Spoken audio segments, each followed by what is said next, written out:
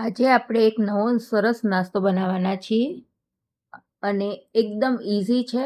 તમે આ રીતે બનાવશો તો નાના બાળકોને બહુ જ ભાવશે.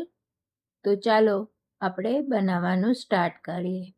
તો એ માટે મેં બટેકા લીધા છે 3 નંગ જેટલા, અને આપણે એને ધોઈ અને પછી એની છાલ આ રીતે ઉતારી લઈશું. અને આ મોટા ગ્રેટરની મદદથી આપણે ગ્રેટ કરી લઈશું. છીણ મોટું રાખવાનું છે આપણે બટેકાનું, તમે જોઈ શકો છો. હવે આપણે એમાં ચોખાનો લોટ આપણે એડ કરવાનો છે 2 ચમચી જેટલો, અને 1 ચમચી જેટલો આપણે કોર્નફ્લોર એડ કરીશું. અને જો તમારું મોઇસ્ચર વધારે હોય બટેકાનું તો થોડુંક લોટનું પ્રમાણ વધઘટ થઈ શકે છે. આ રીતે આપણે એડ કરી દઈશું. હવે આપણે મીઠું સ્વાદ મુજબ એડ કરીશું અને આ બધું મિક્સ કરી લેવાનું છે. અને સાથે જ આપણે ચીલી ફ્લેક્સ આપણે એડ કરીશું અને 1 ચમચી ઓરેગાનો એડ કરીશું અને મિક્સ કરી લઈશું.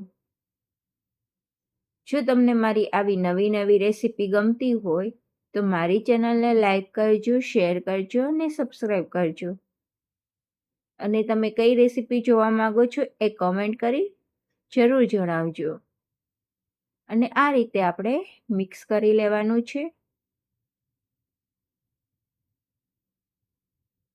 તમે જોઈ શકો છો આપણું વ્યવસ્થિત મિક્સ થઈ ગયું છે. જો જરૂર જણાય તો જ આપણે એમાં લોટ એડ કરવાનો, નહીંતર નથી કરવાનો. આ રીતનું બેટર હોવું જોઈએ.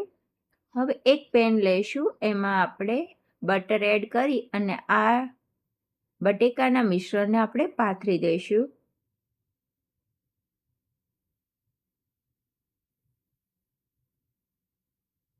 વ્યવસ્થિત રીતે સેટ કરી અને આકાર આપી દઈશું.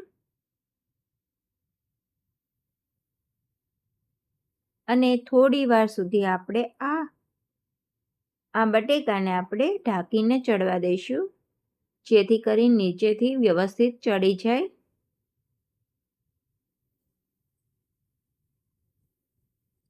અને આ રીતનો કલર થોડો ચેન્જ થાય એટલે આપણે ચેન્જ કરી દઈશું બીજી સાઈડ.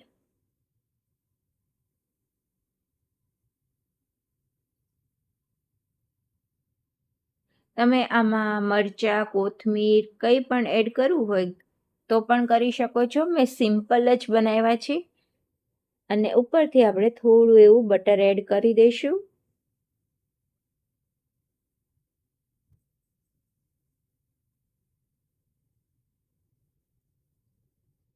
લીલા મરચાં તમે ઝીણા સમારી, કોથમીર એકદમ ઝીણી સમારી એડ કરી શકો છો.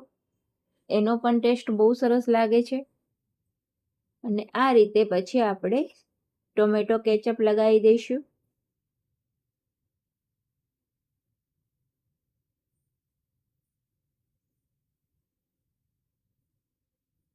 તમે પિઝા સોસ પણ લગાવી શકો છો,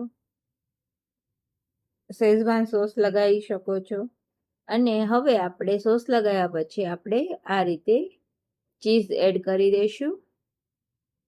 તમને જે રીતે ભાવતું હોય એ રીતે તમે ચીઝ વધારે ઓછું એડ કરી શકો છો.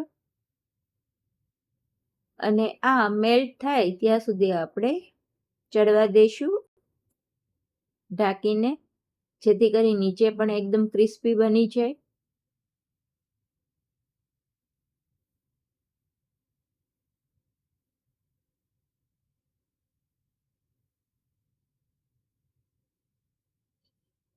બહારના પીઝા ખાય એ કરતાં તો આ આપણો નાસ્તો ઘરે બનાવેલો છે અને આપણે બટેકાથી બનાવ્યો છે, જેથી કરીને હેલ્ધી પણ છે. તો જોઈ શકો છો આપણો આ નવો નાસ્તો બની અને તૈયાર થઈ ગયો છે. અને ચીઝ પણ આપણું ઉપરથી મેલ્ટ થઈ ગયું છે. તો હવે આપણે આ રીતે કટ કરી લઈશું.